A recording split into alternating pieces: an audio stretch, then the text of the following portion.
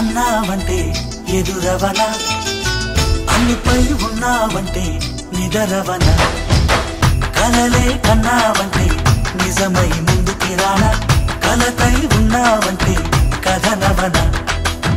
అమ్మలో ఉండే సగం అక్షరం నేనే, నాన్నలో రెండో సగం లక్షణం నేనే.